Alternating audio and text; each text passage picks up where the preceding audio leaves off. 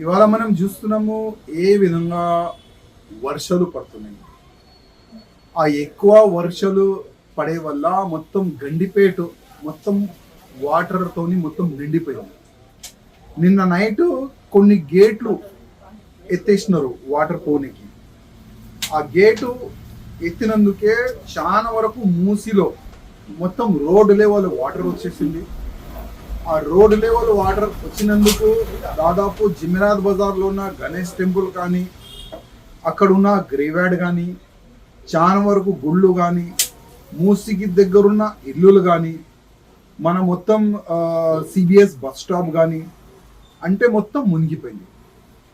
ఇప్పుడు దీనికి గవర్నమెంటే బాధ్యతలు అని మనం చెప్పలేము, ఎందుకంటే ఇది న్యాచురల్, ఏం చేయలేము.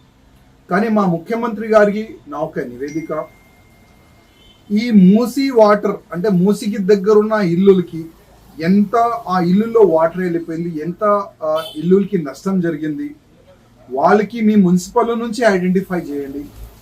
దాంట్లో ఏ రాజకీయ నేతలకి ఎవరు కూడా ఇన్వాల్వ్ పెట్టకండి. ఎందుకంటే గతంలో కేసీఆర్ గారు ఒక తమాషా ఆడినారు.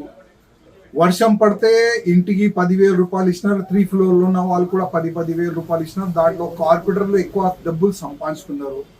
అందుకోసం ఏ పొలిటికల్ లీడర్కి దీంట్లో ఇన్వాల్వ్ చేయకుండా మీ మున్సిపల్ కార్పొరేషన్ అధికారులే అసలు ఈ మూసీలో వచ్చిన వాటర్ వల్ల ఎన్ని ఇల్లులకి డ్యామేజ్ జరిగింది, ఎన్ని ఇల్లుల్లో వాటర్ వెళ్ళిపోయింది, వాళ్ళకి మీరే ఐడెంటిఫై చేసి కనీసం వాళ్ళకి ఫైనాన్షియల్లీ హెల్ప్ చేయాలని మా ముఖ్యమంత్రి గారికి నా ఒక్క నివేదిక. అదేవిధంగా నేను ప్రజలు కూడా రిక్వెస్ట్ చేస్తున్నా, ఇంకా 2-3 రోజు ఎక్కువ వాటర్ ఉందని చెప్తున్నారు.